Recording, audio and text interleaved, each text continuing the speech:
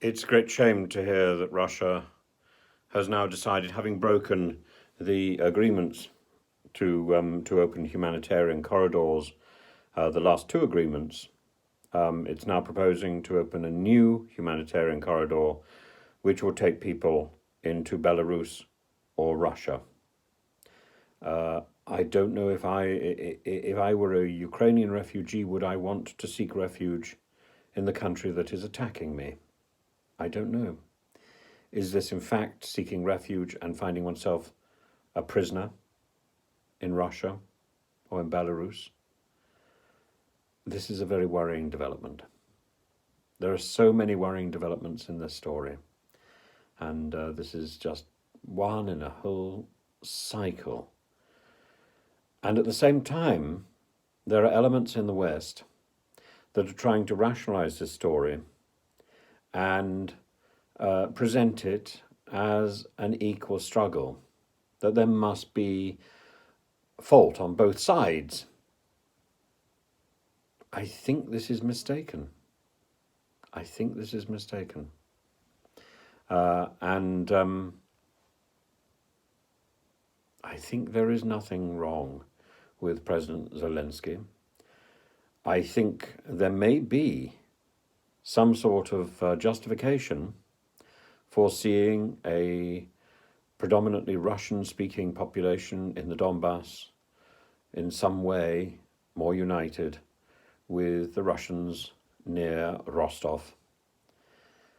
But that shouldn't have led to an attack on Kiev. It shouldn't have led to the attack on the Crimea and the seizing of the Crimea. This is predatory, it is wrong, and I don't really care whatever slight justification there might be for concerns about the Donbass.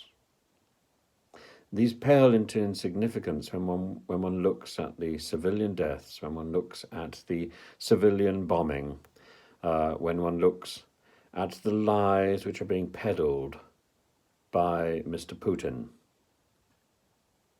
Yes, I think there has to be a way out of this, and yes, if it's possible, that means negotiation with Mr. Putin.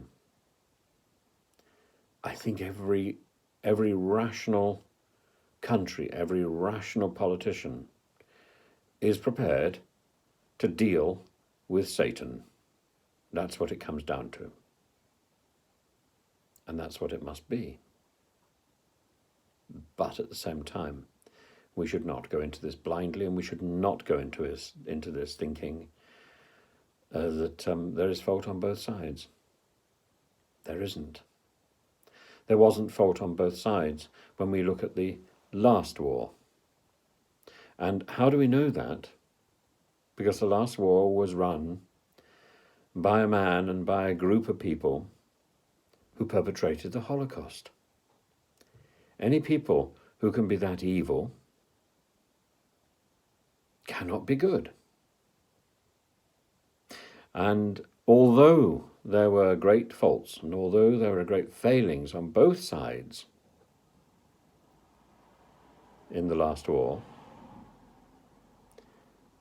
in the end, the Nazi regime was evil. Oh, and something else. President Putin goes on and on about denazifying Ukraine. Where does this come from? This comes from a resistance movement that emerged in Ukraine during the Second World War. And it fought both the Russians and at certain times the Nazis and also the Poles.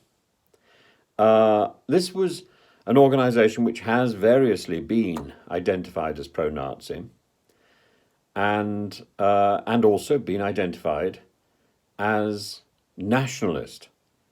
I think its supposedly pro-Nazi sympathies were misunderstood. I think this was an organization which was supremely nationalist. And there was, in fact, a big statue. I suppose there still is a big statue in Kharkiv of one of its main leaders. And this is where Putin gets his Nazi idea from. So for Putin, anybody who expresses independence ideas and ideals in Ukraine and expresses ideas that Ukraine is thoroughly independent of Russia is therefore, in his eyes, expressing Nazi sympathies. He's wrong again. Again, he's wrong. He's misreading history. I just wish people would look at history properly first before they sloganize and before they pontificate. And there we are. Good night, all.